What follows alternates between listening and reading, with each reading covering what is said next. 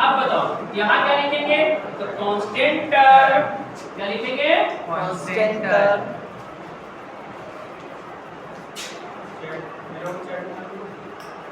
Sir हाँ पैरेट्स में एडिशन के बुला रहा हूं constant by coefficient of x square x square. बताओ कांस्टेंट टर्म कौन है बाबू? c। कौन है? c। और कोएफिशिएंट ऑफ x स्क्वायर कौन है? a। c bar a। अब यहाँ तक किसी को दिक्कत है तो बताओ। हम पढ़े कोएफिशिएंट और जीरोज के बीच में रिलेशन के बारे में। यहाँ बोले सर अल्फा और बीटा जीरोज है और जीरोज क्या है यहाँ समझाएं। x का जो वैल्यू आएगा उसी को हम क्या करते हैं? जीरोज मान लेते हैं। एक x वाले को अल्फा मानते हैं, दूसरे वाले को बीटा मानते हैं। ये सेम भी हो सकता है और डिफरेंट भी हो सकता है। एक एक वर्ड को समझना, एक एक वर्ड को समझना। और इसी वैल्यू को हम जीरोज ऑफ द पॉलिनोमियल्स मानते हैं। अब x के यहाँ हमारा क्या था? पॉलिनोमियल्स x का वैल्यू निकलेगा, y में रहेगा तो y का निकलेगा, z में रहेगा तो z का निकलेगा। समझ लो? c में रहा तो b का, b में रहा तो b का, t में रहा तो d का वैल्यू। क्लियर होगा? अब बताओ अल्फा और beta are zeros of the polynomials x square ये लिख दिए हैं। ठीक है, अल्फा को x का फर्स्ट वैल्यू, बीटा को सेकंड वैल्यू मान लिए, कोएफिशिएंट मतलब समझा दिए और यहां सम ऑफ द जीरो बताया कि अल्फा बीटा क्योंकि जीरो दोनों माने थे एक फॉर्मूला होता है, इसका कोएफिशिएंट का आंसर ये हो गया। और यहां product of zero alpha first value, beta जो है x का सेकंड वैल्यू। हो सकता है उल्टा पुल्टा कोई बच्चा ले ले तो कोई दिक्कत उससे नहीं। अब यहां कोएफिशिएंट वाला कहानी बता दी, x स्क्वायर का कोएफिशिएंट a, x का कोएफिशिएंट b और इसी अपने आप पे कांस्टेंट है। क्यों? क्योंकि इसके साथ वेरिएबल मल्टीपल में नहीं है। अब सम ऑफ जीरोज यानी अल्फा और बीटा माने हैं जीरो। ठीक, दोनों को जोड़ दिए। अब इसका फार्मूला होता है वो क्या होता है? Minus coefficient of x minus coefficient of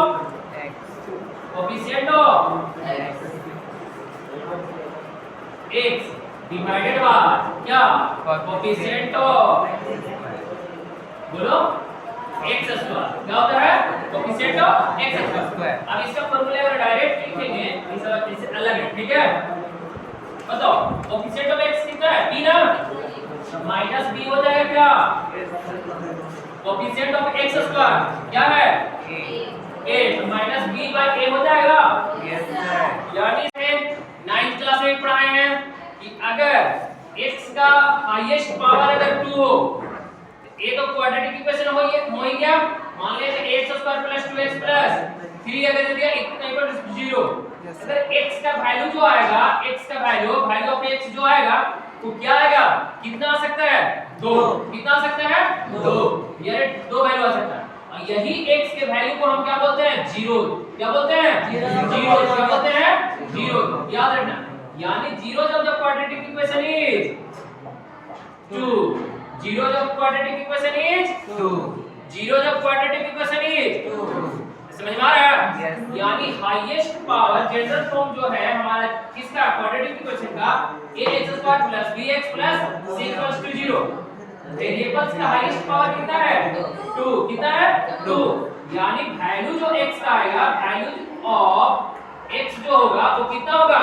2 आ सकता है। 2 कहने का मतलब सिर्फ ये 2 नहीं, यानी 2 बार आ सकता है। x का कुछ और वैल्यू होगा और x का एक और कोई वैल्यू होगा। 2 वैल्यू आएंगे। ठीक, हो सकते हैं दोनों सेम हो सकते हैं या डिफरेंट भी हो सकते हैं। क्या हो सकते हैं? डिफरेंट भी हो सकते हैं, यानी सेम भी और डिफरेंट भी।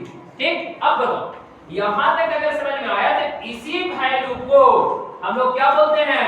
जीरोज। क्या बोलते हैं? Zeros of polynomial. क्या बोलते हैं?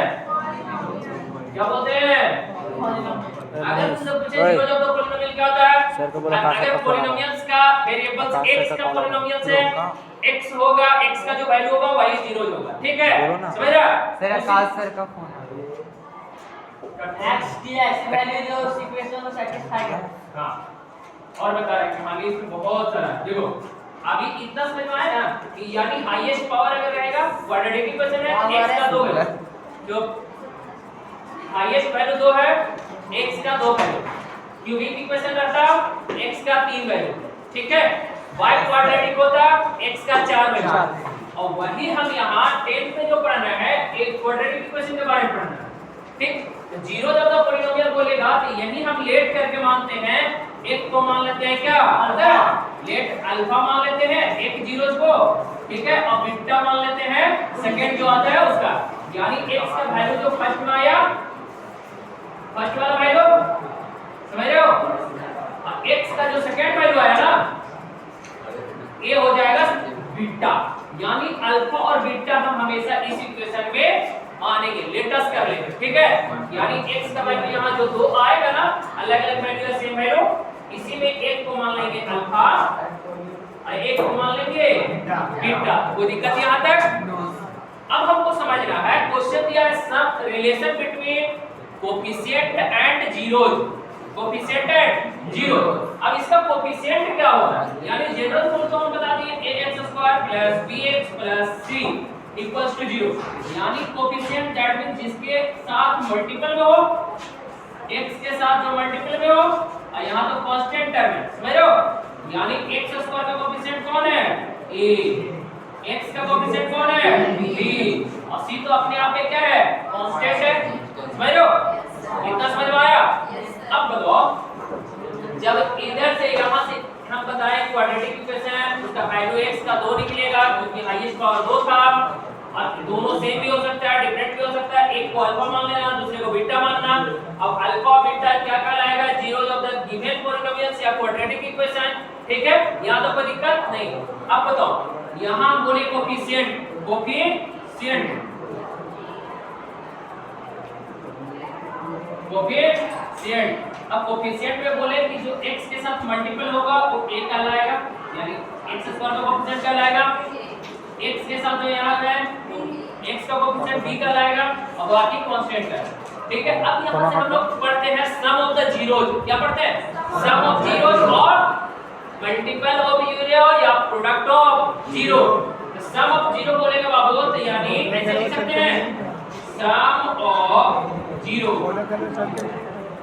सम ऑफ जीरो यानी अल्फा प्लस बीटा, क्यों अल्फा बीटा हम क्या माने हैं जीरो जब तक पॉलिनोमियल, जीरो जब तक पॉलिनोमियल नहीं होता तो लिख लो, हम ऐसे भी लेट किए थे, लेट अल्फा एंड बीटा